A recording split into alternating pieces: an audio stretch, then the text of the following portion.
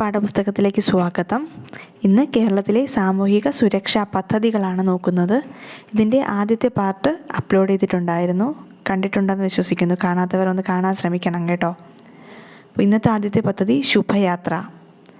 സംസ്ഥാനത്തെ റോഡ് അപകടങ്ങൾ കുറയ്ക്കുന്നതിൻ്റെ ഭാഗമായി കേരള സർക്കാർ ആരംഭിച്ച പദ്ധതിയാണ് ശുഭയാത്ര. എന്താണ്? സംസ്ഥാനത്തെ റോഡ് അപകടങ്ങൾ കുറയ്ക്കുന്നതിൻ്റെ ഭാഗമായി കേരള സർക്കാർ ആരംഭിച്ച പദ്ധതിയാണ് ശുഭയാത്ര. ഇതിൻ്റെ ബ്രാൻഡ് അംബാസഡറാണ് മോഹൻലാൽ. ബ്രാൻഡ് അംബാസഡർ ആരാണ്? മോഹൻലാലാണ്. ശുഭയാത്ര പദ്ധതിയുടെ ബ്രാൻഡ് അംബാസഡർ മോഹൻലാൽ. ശുഭയാത്ര പദ്ധതിയായിട്ട് ഒന്നുകൂടെ ഉണ്ട് കേട്ടോ. കേരള സംസ്ഥാന വികലാംഗക്ഷേമ കോർപ്പറേഷൻ നടപ്പാക്കുന്ന ചലന വൈകല്യമുള്ളവർക്കായുള്ള ഹൈടെക് വീൽ ചെയർ പദ്ധതി അറിയപ്പെടുന്നതും ശുഭയാത്ര എന്നാണ്. എന്താണ്? കേരള സംസ്ഥാന വികലാംഗക്ഷേമ കോർപ്പറേഷൻ നടപ്പിലാക്കുന്ന ചലന വൈകല്യമുള്ളവർക്കായുള്ള ഹൈടെക് വീൽ ചെയർ പദ്ധതിയാണ് ശുഭയാത്ര. അതേപോലെ തന്നെ സംസ്ഥാനത്തെ റോഡ് അപകടങ്ങൾ കുറയ്ക്കുന്നതിൻ്റെ ഭാഗമായി കേരള സർക്കാർ ആരംഭിച്ച പദ്ധതിയും ശുഭയാത്രയാണ്. അപ്പോൾ ഈ റോഡ് അപകടങ്ങൾ കുറയ്ക്കുന്ന പദ്ധതിയായ ശുഭയാത്രയുടെ ബ്രാൻഡ് അംബാസഡർ ആരാണ്? മോഹൻലാലാണ്. അടുത്ത പദ്ധതി ക്ലീൻ ക്യാമ്പസ് സേഫ് ക്യാമ്പസ്. എന്താണ് ക്ലീൻ ക്യാമ്പസ് സേഫ് ക്യാമ്പസ്? കേരളത്തിലെ വിദ്യാലയങ്ങളെ ലഹരി വിമുക്തമാക്കുക എന്ന ലക്ഷ്യത്തോടെ ആവിഷ്കരിച്ച പദ്ധതിയാണ് ക്ലീൻ ക്യാമ്പസ് സേഫ് ക്യാമ്പസ്. ഇത് ലിങ്ക് ചെയ്യാൻ പറ്റുന്നതാണ്. ലഹരി വിമുക്തമാക്കുക, അപ്പോൾ ലഹരിയിൽ നിന്ന് ക്ലീൻ ചെയ്താൽ ക്യാമ്പസ് സേഫ് ആകുന്നു. അപ്പോൾ ക്ലീൻ ക്യാമ്പസ് സേഫ് ക്യാമ്പസ് കേരളത്തിലെ വിദ്യാലയങ്ങളെ ലഹരി വിമുക്തമാക്കുക എന്ന ലക്ഷ്യത്തോടെ ആവിഷ്കരിച്ച പദ്ധതിയാണ് ക്ലീൻ ക്യാമ്പസ് സേഫ് ക്യാമ്പസ്. അതിൻ്റെ ബ്രാൻഡ് അംബാസഡർ ആരാണ്? മമ്മൂട്ടിയാണ് കേട്ടോ.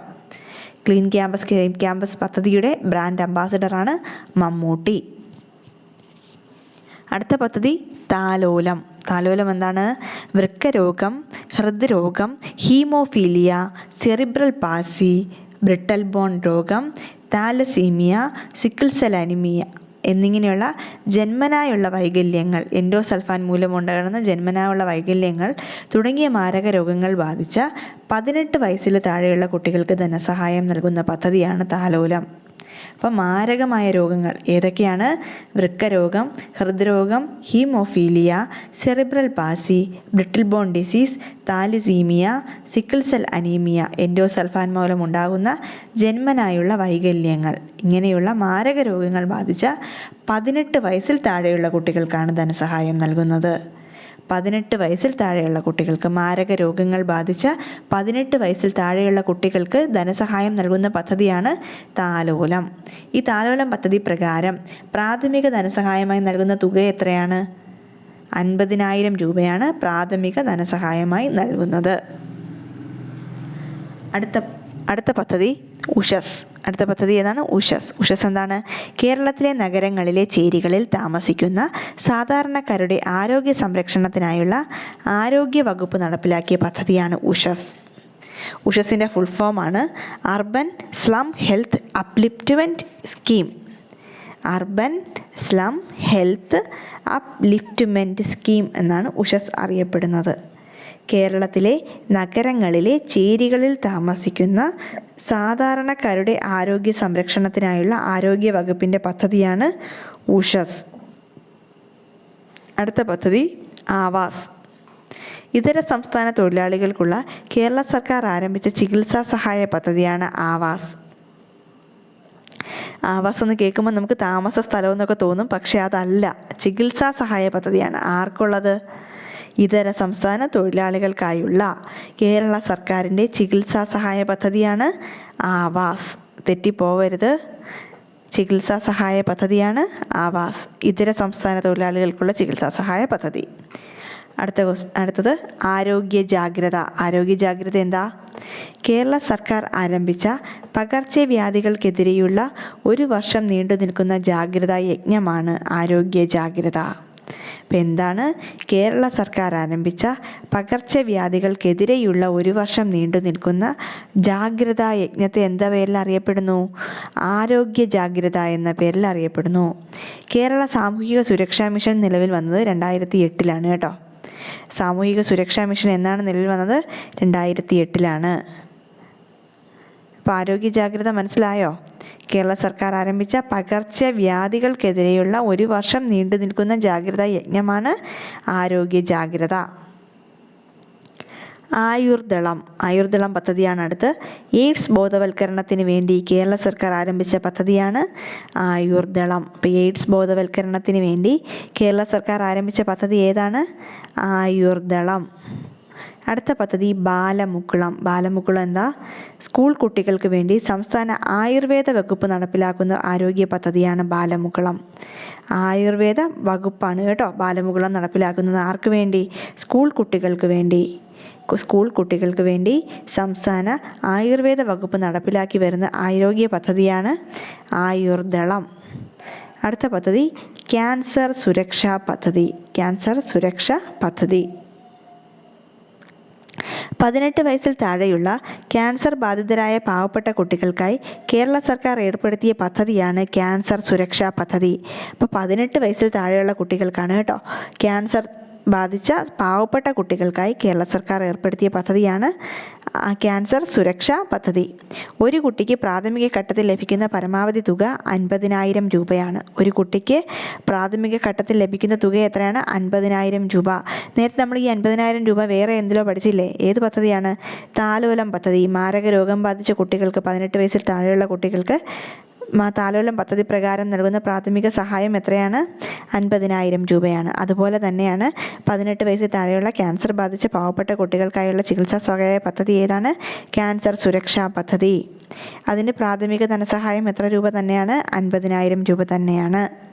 നീണ്ടകാലം ചിലവേറിയ ചികിത്സ വേണ്ടിവരുന്നവർക്ക് ചികിത്സാ ചെലവ് പരിമിതപ്പെടുത്തിയിട്ടില്ല. എത്ര വേണമെങ്കിലും കൊടുക്കും കേട്ടോ. ചികിത്സാ ചെലവ് പരിമിതപ്പെടുത്തിയിട്ടില്ല.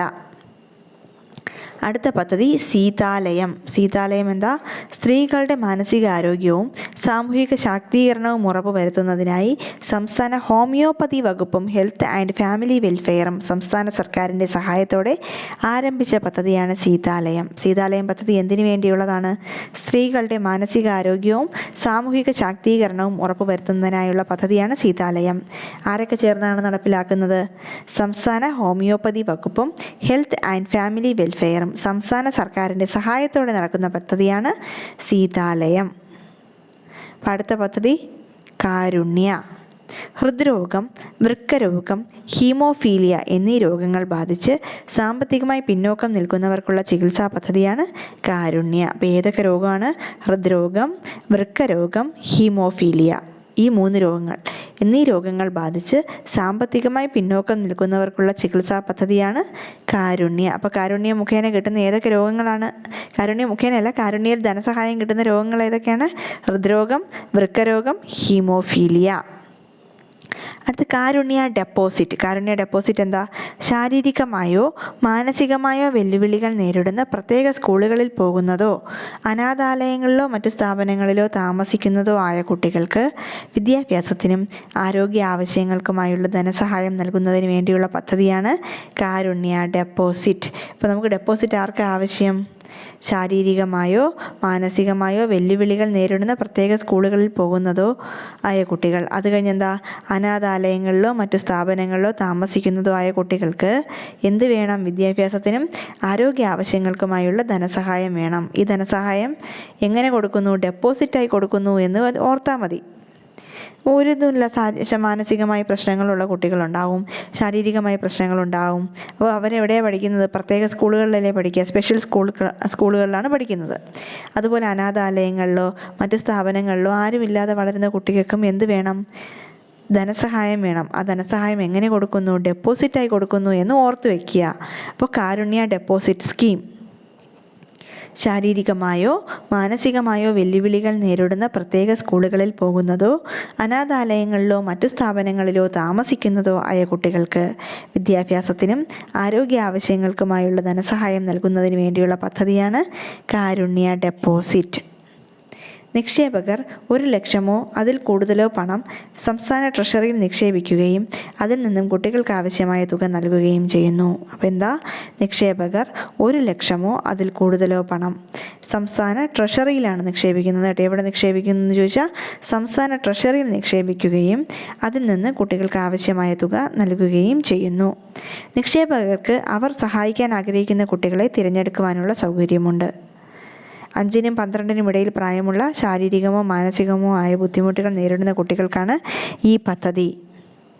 അപ്പോൾ ഏതാണ് ഏജ് ഗ്രൂപ്പ്?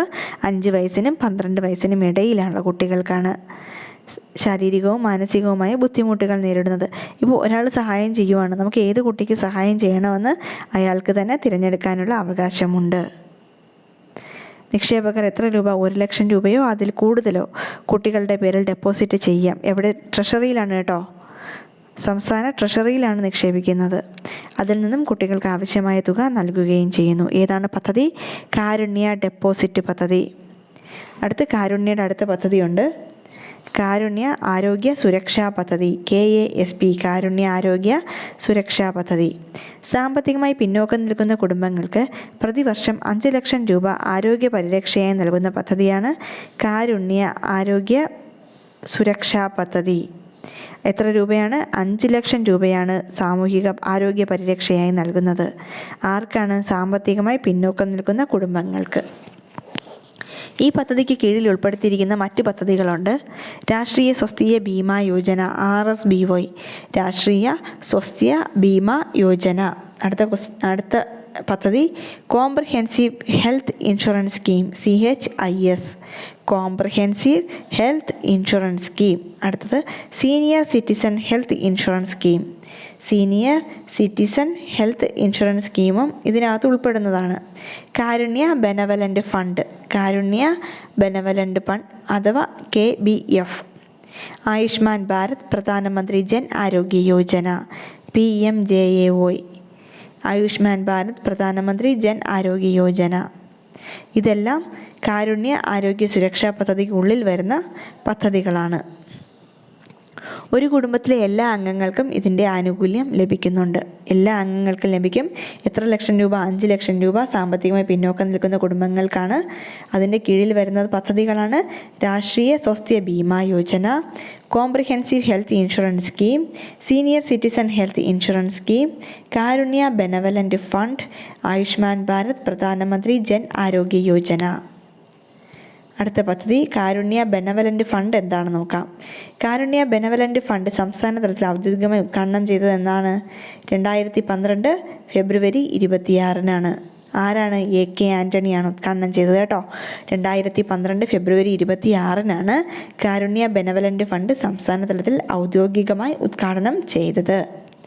പദ്ധതിയിലൂടെ വൃക്കരോഗം, ഹൃദ്രോഗം, പാലിയേറ്റീവ് കെയർ, കരൾ സംബന്ധമായ രോഗങ്ങൾ തുടങ്ങിയ മാരക രോഗങ്ങൾക്ക് ലഭിക്കുന്ന പരമാവധി ധനസഹായം എത്രയാണ്? 2 ലക്ഷം രൂപയാണ്. കാരുണ്യ ബെനവലൻ്റ് ഫണ്ട് പ്രകാരം വൃക്കരോഗം, ഹൃദ്രോഗം, പാലിയേറ്റീവ് കെയർ, കരൾ സംബന്ധമായ രോഗങ്ങൾ തുടങ്ങിയവയ്ക്ക് ഇങ്ങനെയുള്ള മാരകമായ രോഗങ്ങൾക്ക് ലഭിക്കുന്ന പരമാവധി ധനസഹായം എത്രയാണ്? 2 ലക്ഷം രൂപ വരെ കിട്ടുന്നുണ്ട്. പദ്ധതിയുടെ ആനുകൂല്യം ലഭിക്കുന്നത് എല്ലാ BPL കുടുംബങ്ങൾക്കും ലഭിക്കുന്നുണ്ട്. അതുപോലെ പ്രതിവർഷം 3 ലക്ഷം രൂപയിൽ താഴെ വരുമാനമുള്ള APL കുടുംബങ്ങൾക്കും ലഭിക്കുന്നുണ്ട്. അപ്പോൾ ആർക്കൊക്കെയാണ് ഈ കാരുണ്യ ബെനവലൻ്റ് ഫണ്ടിൻ്റെ ഇത് കിട്ടുന്നത്, ആനുകൂല്യം ലഭിക്കുന്നത്? എല്ലാ BPL കുടുംബങ്ങൾക്കും ലഭിക്കും. അതേപോലെ APLന് കിട്ടും. പക്ഷേ എന്തായിരിക്കണം? അവർക്ക് 3 ലക്ഷം രൂപയിൽ താഴെ വരുമാനമായിരിക്കണം. 3 ലക്ഷം രൂപയിൽ താഴെ വരുമാനമുള്ള APL കുടുംബങ്ങൾക്കും എല്ലാ BPL കുടുംബങ്ങൾക്കും കാരുണ്യ ബെനവലൻ്റ് ഫണ്ടിൻ്റെ ആനുകൂല്യം ലഭിക്കുന്നുണ്ട്. പദ്ധതിക്ക് വേണ്ട പണം സ്വരൂപിക്കുന്നത് എന്തിനാണ്? കാരുണ്യ ഭാഗ്യക്കുറിയിലൂടെയാണ്. പദ്ധതിക്ക് വേണ്ട പണം സ്വരൂപിക്കുന്നത് കാരുണ്യ ഭാഗ്യക്കുറിയിലൂടെയാണ്. KASP അഥവാ കാരുണ്യ ആരോഗ്യ സുരക്ഷാ പദ്ധതി, KASP ആനുകൂല്യം ലഭിക്കുന്ന ഏത് ആശുപത്രികളിലും ഈ പദ്ധതിയിലെ അംഗങ്ങൾക്ക് സൗജന്യ ചികിത്സ ലഭിക്കും. KASPയുടെ ആനുകൂല്യം കേരള ആരോഗ്യ സുരക്ഷാ പദ്ധതിയുടെ, കാരുണ്യ ആരോഗ്യ സുരക്ഷാ പദ്ധതിയുടെ ആനുകൂല്യം ലഭിക്കുന്ന ഏത് ആശുപത്രികളിലും ഈ പദ്ധതിയിലെ അംഗങ്ങൾക്ക് സൗജന്യ ചികിത്സ ലഭിക്കുന്നതാണ്. അപ്പോൾ കാരുണ്യ ബെനവലൻ്റ് ഫണ്ട് ഒന്നുകൂടെ നോക്കാം. എന്നാണ് നിലവിൽ വന്നത്? 2012 ഫെബ്രുവരി 26-നാണ്. ആരാണ് ഉദ്ഘാടനം ചെയ്തത്? ആരുടെ കാലത്താണ്? AK ആൻ്റണിയുടെ കാലത്താണ് കേട്ടോ. ഉദ്ഘാടനം ചെയ്തത് AK ആൻ്റണിയാണ്. പദ്ധതിയിലൂടെ വൃക്കരോഗം, ഹൃദ്രോഗം, പാലിയേറ്റീവ് കെയർ, കരൾ സംബന്ധമായ രോഗങ്ങൾ തുടങ്ങിയ മാരക രോഗങ്ങൾക്ക് ലഭിക്കുന്ന പരമാവധി ധനസഹായം 2 ലക്ഷം രൂപയാണ്. പദ്ധതിയുടെ എല്ലാ ആനുകൂല്യങ്ങളും ലഭിക്കുന്നത് എല്ലാ BPL കുടുംബങ്ങൾക്കും 3 ലക്ഷം രൂപയിൽ താഴെ വരുമാനമുള്ള APL കുടുംബങ്ങൾക്കുമാണ്. പദ്ധതിക്ക് വേണ്ട പണം സ്വരൂപിക്കുന്നത് കാരുണ്യ ഭാഗ്യക്കുറിയിലൂടെയാണ്. കാരുണ്യ ആരോഗ്യ സുരക്ഷാ പദ്ധതി ആനുകൂല്യം ലഭിക്കുന്ന ഏത് ആശുപത്രികളിലും ഈ പദ്ധതിയിലെ അംഗങ്ങൾക്ക് സൗജന്യ ചികിത്സ ലഭിക്കുന്നതാണ്. അപ്പോൾ ഇന്നത്തെ ക്ലാസ് കഴിഞ്ഞു. ഇന്നത്തെ പദ്ധതികൾ ഇത്രയും നോക്കുന്നുള്ളൂ. അടുത്ത ക്ലാസ്സിന് ബാക്കി പദ്ധതികൾ നോക്കാം. Thank you.